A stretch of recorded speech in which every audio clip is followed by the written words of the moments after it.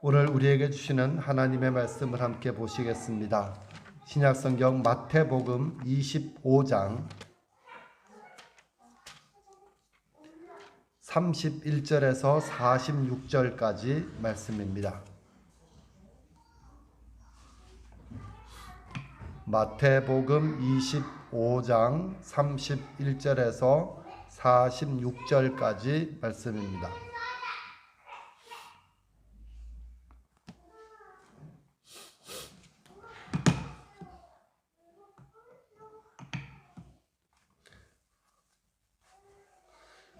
우리 한 절씩 번갈아 가면서 읽도록 하겠습니다.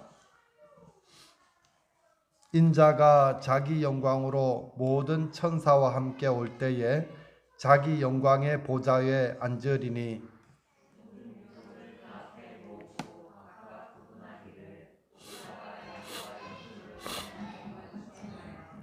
양은 그 오른편에 염소는 왼편에 두리라.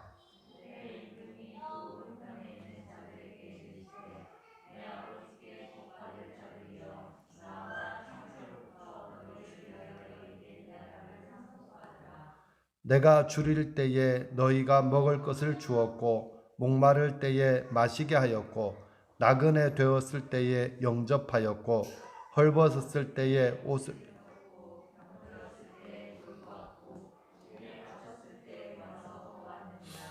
이에 의인들이 대답하여 이르되 주여 우리가 어느 때에 주께서 줄이신 것을 보고 음식을 대접하였으며 목마르신 것을 보고 마시게 하였나이까.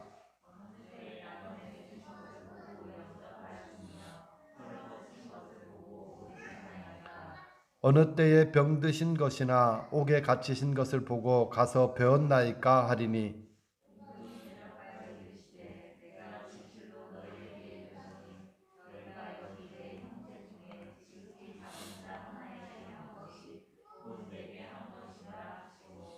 또 왼편에 있는 자들에게 이르시되 저주를 받을 자들아 나를 떠나 마귀와 그 사자들을 위하여 예비된 영원한 불에 들어가라.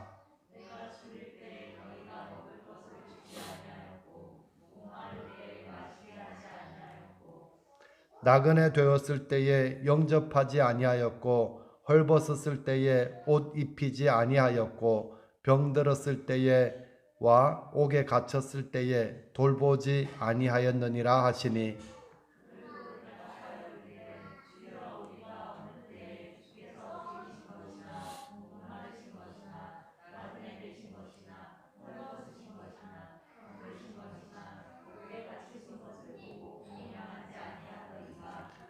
이에 임금이 대답하여 이르시되 내가 진실로 너희에게 이르노니 이 지극히 작은 자 하나에게 하지 아니한 것이 곧 내게 하지 아니한 것이니라 하시니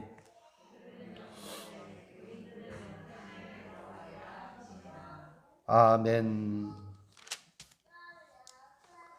오늘 예배 순서지에 보시면 주일 오전 예배 위에 보면 성령 강림 후 마지막 주, 또 왕국주일 이렇게 되어져 있습니다. 제가 교회력에 따라서 우리가 설교를 쭉 살펴보고 있는데요. 교회력은 출발이 언젠가 하면 대강절이에요. 그래서 예수님의 오심을 기다리는 것부터 시작을 해가지고 쭉 이제 그 주현절기, 그 다음에 고난주간, 사순절기, 그 다음에 부활절기, 성령 강림절기, 또 대강절기 이렇게 이제 지나갑니다. 그렇게 하면서 초점이 뭔가 하면 예수님의 삶의 교회 사이클에 초점을 맞추어서 예수님을 기억하고 기념하게 하는 그러한 목적이 있는 것이 교회력이에요. 우리가 달력으로 보면 아직 11월 22일이잖아요. 아직 한 달이 더 남았는데 교회력은 이때 끝이 나고 대강절이 다음 주부터 시작됩니다. 근데 마지막 주 이러면 되는데 또 한 가지 이름이 더 붙었죠. 왕국주일이라고 붙여 있어요. 그 왕국주일은 무슨 의미인가 하면 그리스도께서 왕이 되신다. 그리스도는 왕이시다. 우리는 하나님 나라의 백성이다 라는 것을 기념하는 그런 날입니다. 그래서 오늘 예배를 드리면서 그리스도가 우리의 왕이심을, 또 우리는 그분의 다스림 아래에 있다는 것을 믿음으로 확인하는 그런 의미가 있겠습니다. 교회력의 말씀은 세상의 왕이신 예수님 앞에서 모든 민족이 심판을 받는 장면으로 끝이 납니다.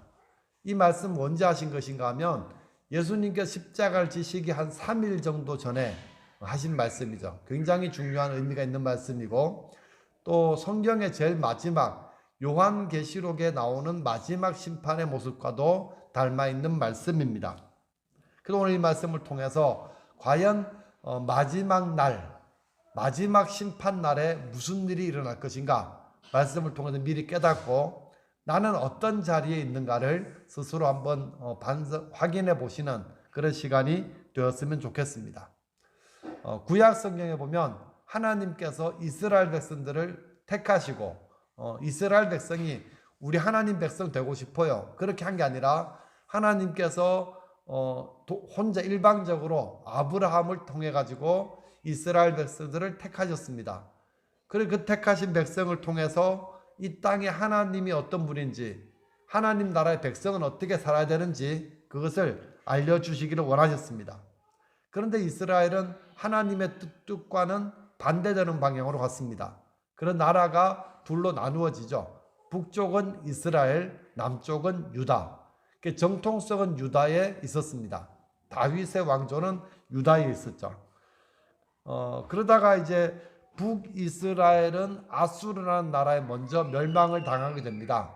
남쪽 유다는 북이스라엘이 우상 숭배와 또 거짓된 지도자의 타락으로 말미암아 멸망하는 것을 보고 자기들은 돌이키면 좋은데 돌이키지 않고 그 길로 계속 갑니다.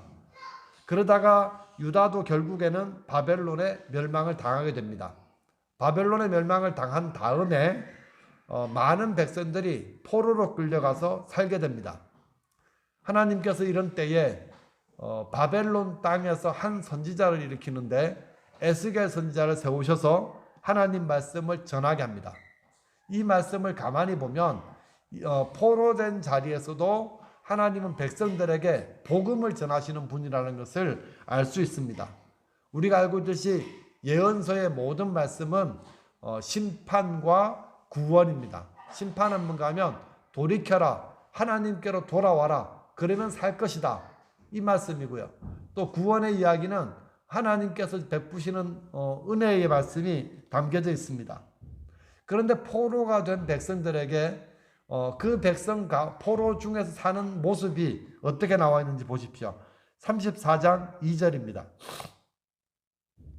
인자야, 너는 이스라엘 목자들에게 예언하라. 그들 곧 목자들에게 예언하여 이르기를 주 여호와께서 이같이 말씀하시되 자기만 먹는 이스라엘 목자들은 화 있을진저 목자들이 양떼를 먹이는 것이 마땅하지 아니하냐. 남유다가 멸망하게 될 때 유다의 정치 지도자, 종교 지도자들이 먼저 타락했습니다. 그들은 자기 배만 채우려는 탐욕에 물든 거짓 선지자들도 많았습니다. 문제는 뭔가 하면 하나님 말씀을 바르게 전하고 또 그 말씀을 행해야 될 지도자들이 다 엉뚱한 길로 가다 보니까 백성들이 하나님 말씀을 모르는 사람들과 똑같이 되어버렸다는 사실입니다. 여기 보면 맨 마지막 구절 보시면 목자들이 양떼를 먹이는 것이 마땅하지 아니하냐. 하나님 마음이 뭐예요? 목자를 세우신 목적이 뭡니까? 양떼를 잘 먹여야 된다, 이겁니다. 근데 양떼를 잘 먹여야 되는데 정치 지도자는 정치를 잘해가지고 백성들이 배부르게 살 수 있게 만들어야 되고, 종교 지도자들은 하나님 말씀을 잘 가르쳐서 그 풍성한 영적인 그러한 풍요로움도 누릴 수 있게 해 주어야 됩니다. 하지만 그렇게 살지 못했습니다. 3절 말씀 보십시오. 3절 같이 읽어봅니다. 시작.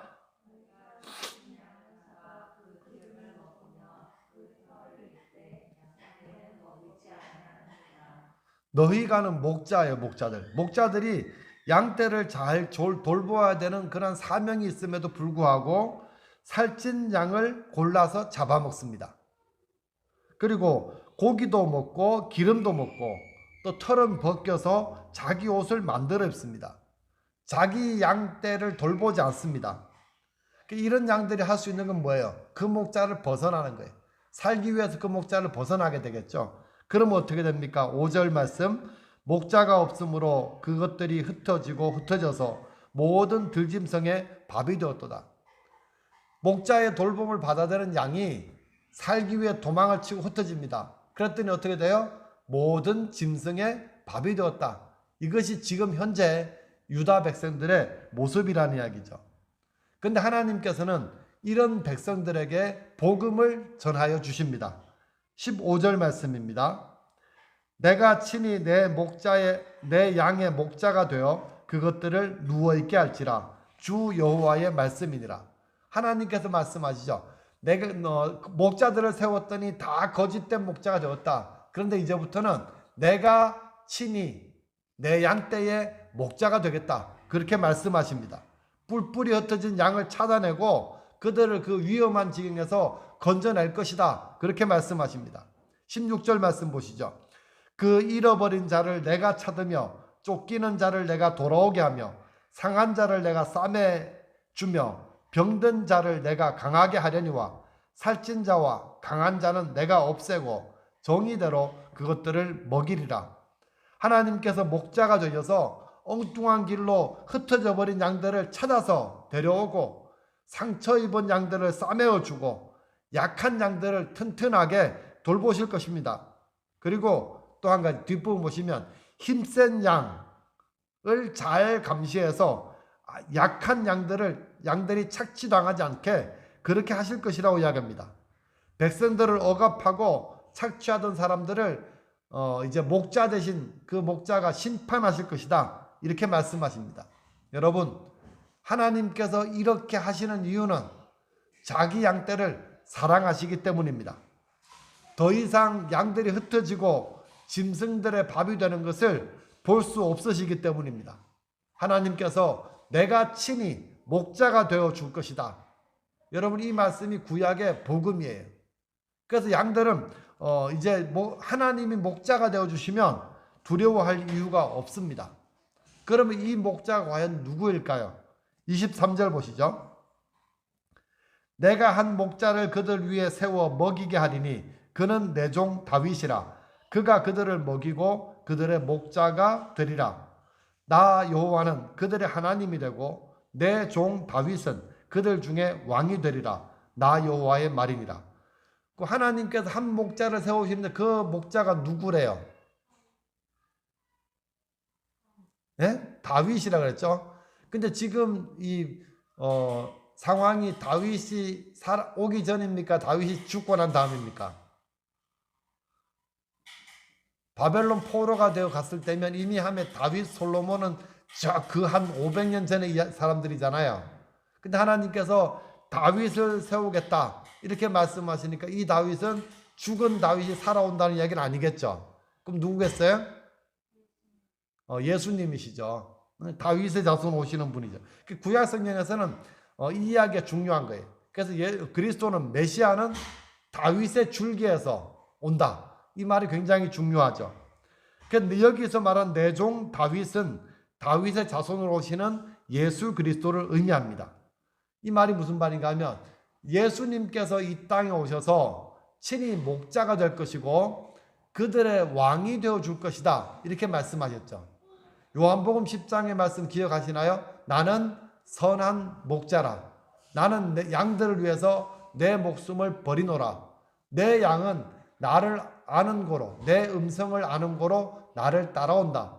양에 대한 이야기, 목자에 대한 이야기를 예수님께서 많이 하셨습니다. 이 말씀이 맞다면 구약의 에스겔 선지자가 700년 전에 예언한 사건이 이제 예수님을 통해서 이루어졌다면 예수님은 우리의 왕이라는 것도 변함이 없습니다. 우리의 모든 필요를 목자처럼 아시고 또 위험한 일을 만날 때 우리를 돌보시고 우리가 길을 잃고 헤맬 때 우리를 불러주시고 또 상처 입었을 때 싸매어 주시고 우리가 약하게 되었을 때 돌보셔서 튼튼하도록 그렇게 지켜주실 것입니다. 뿐만 아니라 힘센 양, 못된 양으로부터도 우리를 보호해 주실 것입니다. 주님의 양은 한 가지만 잘하면 돼요. 목자 되신 예수님의 음성을 잘 알고 그 음성을 따라서 가면 됩니다. 이게 중요한 거예요. 그리고 또 한 가지 표상은 뭔가 하면 목자는 마지막 날에는 심판주가 되신다는 사실입니다. 오늘 마태복음 25장 읽은 말씀이 그 이야기예요. 마태복음 25장에는 이 종말에 관한 이야기가 기록되어져 있는데 25장에만 세 가지의 비유로 예수님께서 말씀하셨습니다. 첫 번째 비유는 뭔가 하면 1절부터 13절까지입니다. 무슨 비유예요?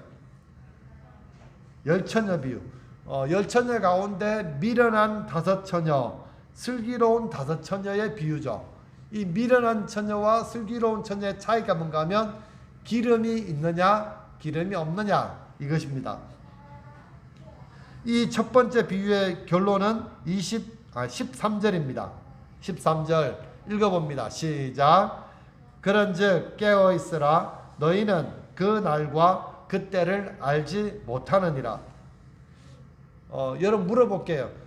이 첫 번째 비유에서 신랑을 기다리는 처녀들이 있는데 신랑이 생각보다 일찍 왔습니까? 생각보다 늦게 왔습니까?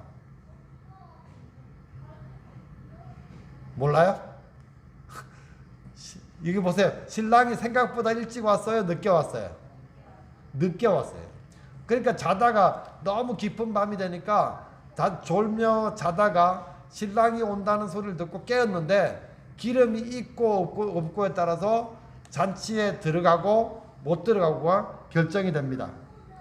슬기로운 처녀는 신랑이 언제 올지 모르기 때문에 일찍 올 수도 있고 늦게 올 수 있다는 것을 알았고 또 그 신랑에게 초점을 맞춰서 준비한 거예요. 주님을 기다리는 사람은 날과 시간에 초점을 맞추는 게 아니라 주님에게 초점을 맞추고 기다려야 된다는 것을 보여주는 이야기입니다. 그래서 언제 올 거냐, 몇 시에 올 거냐 이게 중요한 것이 아니라 그분이 누구냐에 초점을 맞추고 살아가는 삶이 지혜로운 삶이라고 주님께서 말씀하십니다. 두 번째 14절부터 30절까지는 달란트 비유예요. 달란트 비유. 이 비유는 5달란트 받은 종과 2달란트 받은 종 그리고 1달란트 받은 종이 어떻게 했느냐에 따라서 마지막 때 주인이 돌아와서 그들에게 2명의 열심히 장사에 남겼던 종에게는 칭찬을 받지만 아무것도 하지 않고 그 1달란트를 숨겨둔 그 종은 책망을 받는다는 내용으로 끝이 납니다. 자, 결론은 25장 30절입니다. 읽어봅니다. 시작. 이 무익한 종을 바깥 어두운 데로 내쫓으라. 거기서 슬피 울며 이를 갈리라 하시니라. 이 종은 무익한 종입니다. 주인의 입장에서 보면 아무 유익이 없어요. 게으릅니다. 그리고 주인의 뜻에는 관심도 없습니다. 주인 핑계를 대고 자기를 변명합니다. 그는 결국 가지고 있는 것까지 빼앗기고 맙니다. 주님께서 오실 것을 기다리는 사람은 이 땅에 사는 동안 하나님의 동력자가 되어서 살아야 합니다. 주님께서 우리에게 무엇을 주셨든지 그것을 가지고 열심히 주님의 뜻대로 사용해서 맡겨진 사명을 감당해야 합니다. 그 다음에 세 번째 비유는 오늘 우리가 읽어본 것처럼 양과 염소의 비유입니다. 양과 결론 보시죠. 46절 읽어봅니다. 시작. 그들은 영벌에 의인들은 영생에 들어가리라 하시니라. 이 비유의 끝은 이제 완전히 구별되는데 이 구별은 이제 최종적인 구별인 거예요. 더 이상의 기회가 주어지지 않는 그런 판단이 있을 것이다. 그렇게 주님께서 말씀하십니다. 오늘 본문을 조금 더 이제 살펴보겠습니다. 31절부터 제가 읽어드리겠습니다. 인자가 자기 영광으로 모든 천사와 함께 올 때에 자기 영광의 보좌에 앉으리니 모든 민족을 그 앞에 모으고 각각 구분하기를 목자가 양과 염소를 구분하는 것 같이 하여 양은 그 오른편에 염소는 왼편에 두리라. 인자라는 말은 세상 마지막 때에 오실 심판자를 의미하는 묵시적인 단어입니다. 주로 구약성경에서 다니엘이 인자라는 인자를 심판주로 표현을 많이 했고요. 예수님도 자기 자신을 가리켜 인자다 이렇게 말씀을 많이 하셨습니다. 인자는 마지막 날 심판주로 오시는 예수님 자신을 말씀합니다. 이 인자가 자기 영광으로 오셔서 영광의 보좌에 앉으십니다. 그리고 모든 민족을 그 앞에 모으십니다. 이 인자는 모든 민족들의 심판자가 되십니다. 중요한 것은 뭔가 하면 여기는 안 믿는 사람들만 있어요? 모든 민족입니다. 이 중에는 안 믿는 사람들만 심판받는 것이 아니라 믿는 사람들도 하나님의 심판대 앞에 서게 된다는 사실을 보여줍니다. 그리고 나서 목자가 양을 또 염소를 분리하는 것처럼 양은 오른편에 염소는 왼편에 그렇게 두십니다. 이 심판은 마지막 심판에는 중간지대라는 것이 없습니다. 25장에만 봐도 기름이 남아있는 처녀와 기름이 없는 처녀가 정확히 나누어집니다. 달란트 비유를 보면 달란트를 남긴 종과 땅에 묻어둔 종이 분명하게 나누어지죠. 그리고 오늘 본문에도 보좌 오른편에 있는 양과 보좌 왼편에 있는 염소로 정확하게 나누어집니다. 오른편에 선다는 것은 하나님의 영광에 참여한다는 뜻이고 왼편에 선다는 것은 영원한 멸망에 떨어진다는 뜻입니다. 이렇게 구분해 놓고 오늘 말씀에는 아주 마지막 심판 그 하나님의 판단 앞에서 아주 이상한 일이 벌어집니다. 먼저 34절 보시죠.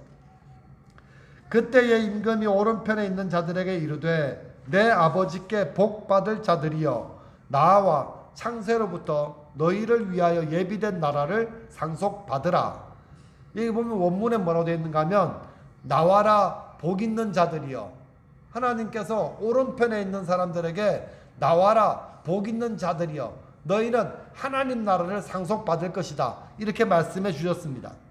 그러면서 하는 이야기가 줄일 때에 너희가 먹을 것을 주었고 내가 목마를 때 마실 것을 주었고 나그네 되었을 때 영접하였고 헐벗었을 때에 옷을 입혔고 병들었을 때 돌보아 주었으며 감옥에 갇혔을 때도 와서 보았다는 겁니다. 그런데 오른쪽 편 사람들은 자기들이 왜 복을 받는 사람들이 되었는지를 몰라요. 여기서 굉장히 중요한 사건이죠. 자, 37절부터 보면 이야기가 그런 겁니다. 이에 의인들이 대답하여 이르되 주여 우리가 어느 때에 주께서 줄인 것을 보았고 음식을 대접하였으며 목마르신 것을 보고 마시게 하였나이까? 어느 때에 나그네 되신 것을 보고 영접하였으며 헐벗으신 것을 보고 옷 입혔나이까? 어느 때에 병드신 것이나 옥에 갇히신 것을 보고 가서 배웠나이까? 이런 일을 했다는 거예요? 안 했다는 거예요? 자기들은 그런 일을 한 일이 없다 이렇게 말합니다. 근데 왕은 반대의 이야기를 하시죠. 40절 임금이 대답하여 이르시되 내가 진실로 너희에게 이르노니 너희가 여기 내 형제 중에 지극히 작은 자 하나에게 한 것이 곧 내게 한 것이니라 하시고 예수님께서 특별 이상한 게 뭔가 하면 지극히 작은 자 하나 그 하나와 임금인 예수님 자신을 똑같이 여기셨다는 거예요. 똑같이 여기시고 지극히 작은 자가 어떤 사람들이냐 소외되고 또 사람들에게 멸시받고 무시당하던 그런 사람들입니다. 그들은 정말 줄이고 목마르고 나그네 되고 헐벗고 병들고 감옥에 갇힌 사람들입니다. 예수님은 실제로 이 땅에 사시면서 이런 사람들의 친구가 되어주셨고 그들을 위로하셨고 그들을 자유케 하시는 일을 많이 하셨습니다. 그래서 바리새인들은 예수님의 별명을 뭐라고 불렀는가 하면 세리나 죄인들의 친구, 세상에 친구가 할 게 없어가지고 세리의 친구, 죄인들의 친구가 되었다. 이렇게 말하는 거죠. 좋은 예가 아니라 바리새인들이 비꼬는 이야기예요. 아니 메시아라는 분이, 하나님의 아들이라는 분이 그 놀라운 능력을 가지고 있으면서 왜 저렇게 죄인들과 세리들의 친구로 사느냐, 이런 의미죠. 예수님은 그렇게 사셨습니다.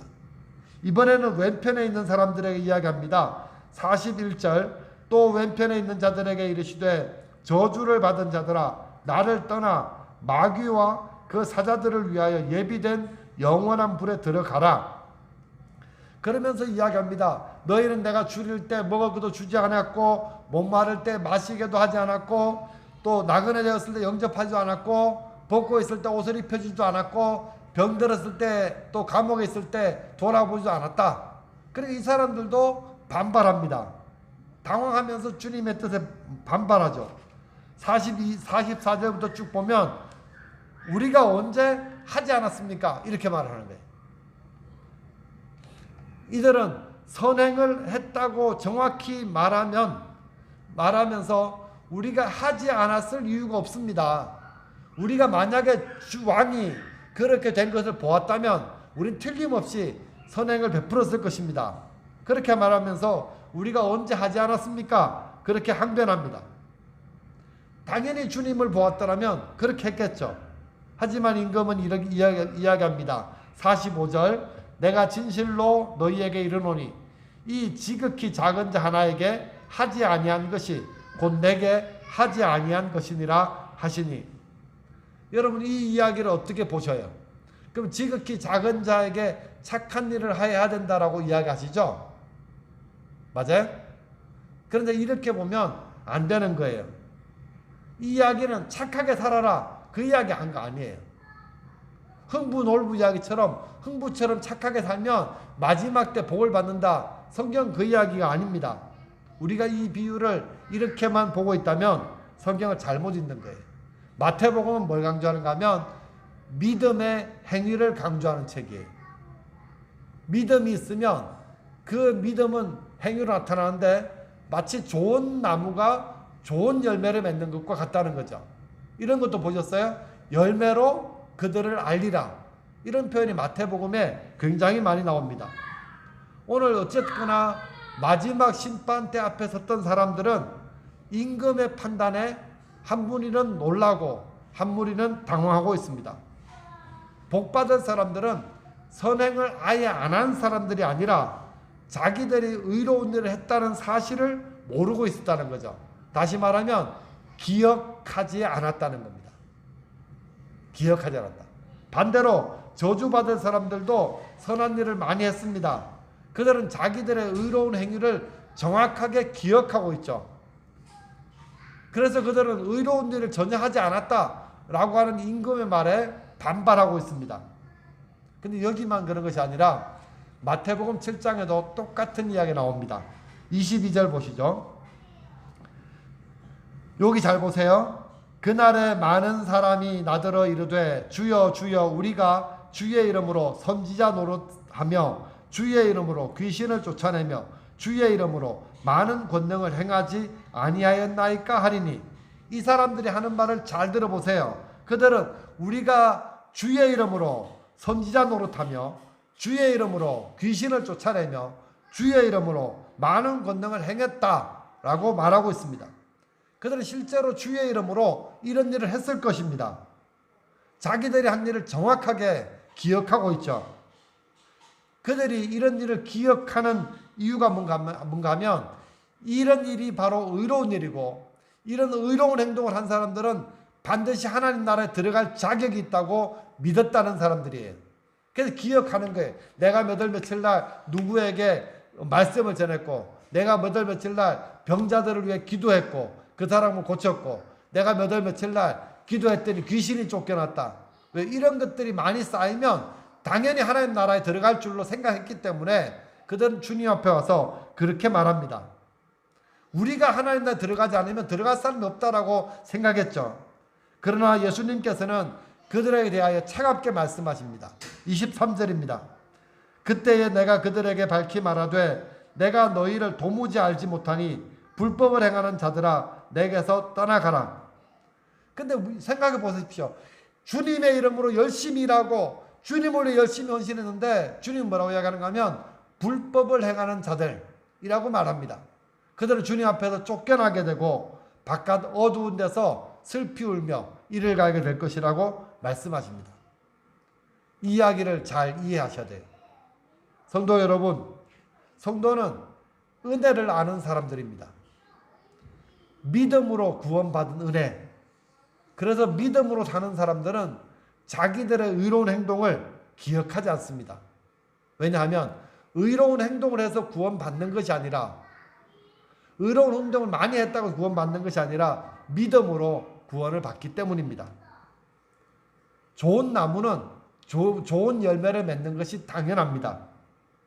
믿음이 있는 사람은 믿음을 따라 행동하는 것이 당연합니다. 그래서 믿음으로 무슨 일을 했다고 해서 내가 꼭 기억해야 될 이유가 없습니다. 그래서 의로운 사람들은, 은혜를 따라 사는 사람들은 자기들이 한 일을 자랑하지 않습니다. 기억도 하지 않습니다.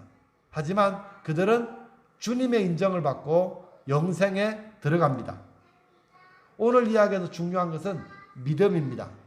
그리고 믿음의 행동입니다. 양과 염소를 구별하는 기준이 뭔지 아십니까?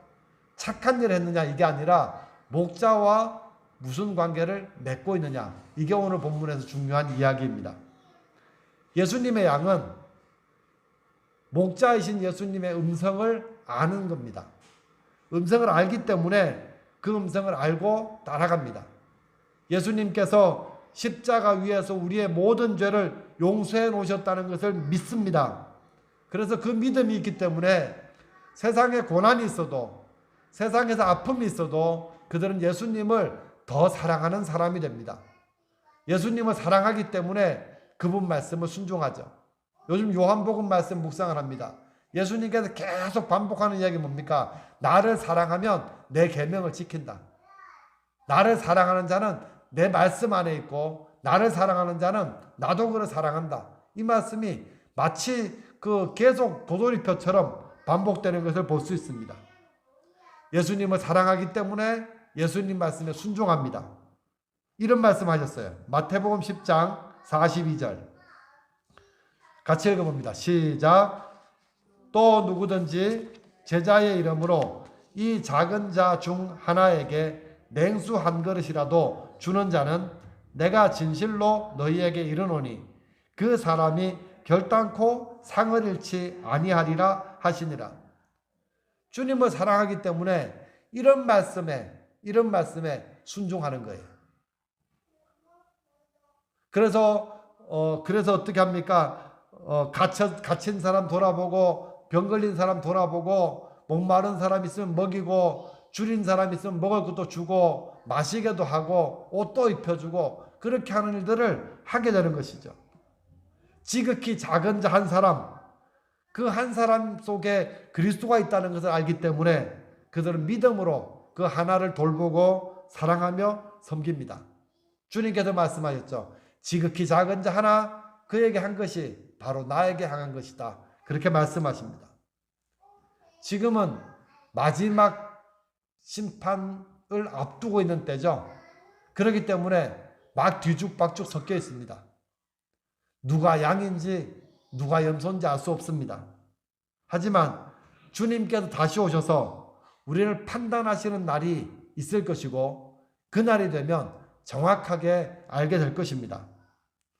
그때 모든 사람들은 충격에 휩싸이게 될 것입니다. 오른편 양의 자리에 있는 사람들도 놀라고 왼쪽 편에 염소의 자리에 있던 사람들도 당황스러워하듯이 우리에게도 그런 일이 일어날 수 있습니다. 세상에서는 많이 가진 사람이 높고, 그죠? 권력도 가진 사람이 큰 소리치고, 많이 배운 사람이 잘 나갑니다. 돈 잘 버는 사람이 최고예요. 그러나 이것은 살아있는 동안이죠. 죽음은 다 똑같습니다. 돈 많다고 해서, 맛있는 음식 먹었다고 해서 더 오래 사는 것도 아니에요. 죽음은 공평합니다. 죽으면 다 평등해지죠. 그런데 성경은 이야기합니다. 죽은 후에 영혼은 차별을 받게 될 것이다.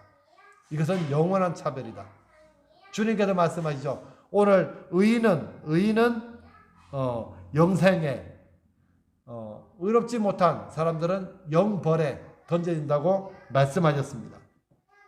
이 차별은 우리가 세상에 사는 날 동안 믿음을 따라 살았는가 그것으로 구별이 됩니다. 조금의 틀림도 없이 정확하게 주님 앞에서 분별될 것입니다. 이것이 마지막 심판입니다. 성도 여러분, 우리는 이 땅에 사는 날 동안 믿음으로 구원받았기 때문에 믿음을 따라 사는 사람들이 되어야 합니다.